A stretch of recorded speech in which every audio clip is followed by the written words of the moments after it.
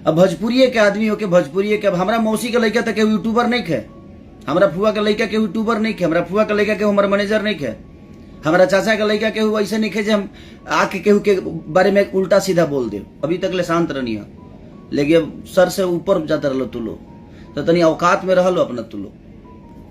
एक आदमी चुनाव लड़ रहा है, आज पार्टी ने उस आदमी को इतना सम्मान दिया, हेलीकॉप्टर दिया, पार्टी फूल बरसवा रही है। वो आदमी अपना, हम भी चाह रहे हैं कि हाँ एक हमारा कोई बड़ा भाई बड़े लेवल पे जाए, हम भी कोशिश कर रहे हैं कि हाँ सब लोग अपने आप को बड़ा करें।